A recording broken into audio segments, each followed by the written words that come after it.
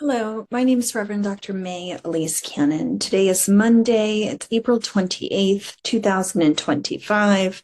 Today is day 570 since the attacks by Hamas on October 7th of 2023. I'm coming to you today from New York City. I'm here just for 2 days for some meetings around the United Nations and also meetings with an Egyptian-American dialogue. So some of the leaders that I was just with in Cairo a couple of weeks ago have come to the United States to meet with church leaders and others. There are Muslims, Christians coming together to talk about the reality affecting Christians in Egypt and the broader Middle East, to seek to understand how we as leaders might be able to work together constructively towards peace, towards justice, towards human rights. So, greetings to you from New York City. An update from the Gaza Strip. The health ministry there said that 57 Palestinians were killed in Gaza over the past 24 hours. That, I believe, was yesterday. The statement said that 14 bodies were evacuated or excavated from rubble. 145 people were wounded. 57 people killed in 24 hours is a high death toll. We've been seeing numbers, at least those reported by the health ministry, closer to 24 people, and that's more than twice as many. Since the ceasefire's collapse last month at the beginning of March, 2,222 people have been killed. So just in the last 4 to 6 weeks, maybe it's 8 weeks now, but 5,751 people wounded.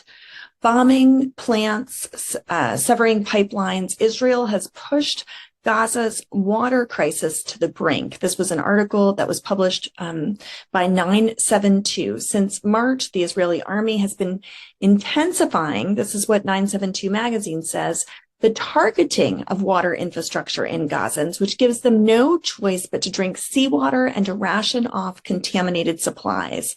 Most of the water pipelines have been destroyed due to bulldozing by the Israeli army, and the municipality can't repair them, said someone who was interviewed in Gaza who lives in the neighborhood of Tel al-Hawa. There's no well nearby, so I have to send my kids to the sea. They fetch water there for daily use. Then I wait for the local truck to arrive so I can mix clean water with seawater to reduce its salinity to make it drinkable. Due to the extreme shortage of water, the price of water in Gaza has skyrocketed. The cost of a gallon of water ranges from 5 to 8 shekels, which is roughly $1.30 to $2.20 US dollars. And this person that was interviewed said we need about 5 gallons a day for drinking and cooking, and it's hard to afford that. Besides, there's no one selling water in our area, so if no trucks arrive, we have to walk a very long distance to buy it. Reuters reported today that Israel's army is flattening the remains of the city of Rafah in the south edge of the Gaza Strip. According to residents, they fear that it is a plan to herd the population into confinement in a giant camp on barren ground. We already know that the 2+ million people in Gaza are living on roughly a third of the Gaza Strip. Only a third. It was one of the most populated areas in the world before all of these displacements and this increased bombing. And now residents fear that they're going to be moved into encampments. In terms of negotiations, the Israeli hostage negotiating team is set to meet with Egypt's intelligence chief. Egypt News reported he is General Hassan Mahmoud Rashadi. He's set to meet with an Israeli delegation headed by Ron Dermer, who's the strategic affairs minister. That's going to happen, or was supposed to happen today in Cairo. The meeting is a part of the Qatar-Egyptian efforts to restore a ceasefire between Israel and Hamas in Gaza. Hearings have begun today at the ICJ, the International Court of Justice, over allegations that Israel is breaking international law by refusing to allow aid into Gaza. Israel has said it will not allow the entry of supplies until Hamas releases all their hostages. Meanwhile, the World Food Program said on Friday that it has run out of food in Gaza 7 weeks after Israel imposed its blockade. And following a meeting with the head of Mossad on Thursday, Qatar's prime minister said that there's been a bit of progress in an effort to broker a new Israel-Hamas ceasefire. He added, there is no answer for the ultimate question: how do we end this war? Meanwhile, a senior Hamas delegation left Cairo over the weekend on Saturday, following talks with Egyptian officials for reaching a comprehensive deal that achieves a ceasefire, prisoner exchange, relief, and reconstruction. That was reported in a Hamas statement. In Israel, the crisis with Ronen Bar, the former head of Shin Bet, has continued. He defended his decision. Netanyahu defended his decision to remove Ronen Bar as the head of Shin Bet. That happened yesterday. He publicly accused Bar of lying to Israel's Supreme Court. There's a 13-page affidavit of Netanyahu that follows Bar submitting his own equally scathing affidavit to the Supreme Court last week. Within the legal battle, that's deepening national political divisions within Israel. Now, today, Ronen Bar announced he will resign in June as the Shin Bet Security Service Director. That will go into effect June 15th. He said this at the Shin Bet headquarters at a ceremony for fallen service members. As the head of the organization, I took responsibility, and now in the special evening symbolizing memory, heroism, and sacrifice, I've chosen to announce its implementation, and I've decided to end my role as the head of the Israeli Security Agency. Also in Israel, far-right activists have attacked demonstrators from a group called Standing Together, who have honored children killed in Gaza. Standing Together, I talked about them months ago when trucks were going into Gaza, and then far-right protesters were impeding the trucks from being able to get into Gaza or looting the trucks. Standing Together is Israelis and Palestinians, but they come and have provided opportunities for those trucks when they were going in, to continue to be able to make it to Gaza. And now they were doing demonstrating, honoring children that have been killed in Gaza. According to one of the organizers of the demonstration, which was held in coordination with the police at the Teachers Center in Beersheba, the activists harassed the demonstrators. So these are the far-right activists, and they tore pictures of children who'd been killed in Gaza. And then they placed stickers on them that said Kahana was right. The police were not properly prepared, the organizer said, adding that the police did not create enough distance between the demonstrators and the far-right activists. And in the end, we've had the police follow us from behind while the right-wing protesters were trying to get to us. The released hostage, Yarden Babas, you will recall he lost his wife and two very, very young children. They were all held hostage. His three family members were killed. He was released. Babas wrote a post on Instagram saying that he cannot celebrate independence because he has brothers and sisters who continue to be held hostage in Gaza. He said that last Independence Day, I was in a tunnel and I didn't think that Israel would celebrate Independence Day while at war and with hostages in captivity. But now on the 77th Independence Day, the war is ongoing and there are still hostages in captivity. Only this time I am home. President Herzog to UN ambassadors said, we expect international institutions to end their hypocrisy in the treatment of Israel and to exemplify, quote, much more fairness. He was talking to international institutions. He said, as somebody who has great respect for the international institutions, we expect major change in the behavior of the international institutions to end hypocrisy and to have much more fairness. That is our demand. That's all we demand. We know how to admit failures when we make mistakes, but we're defending ourselves according to our inherent right to protect and defend ourselves. That was President Herzog of Israel.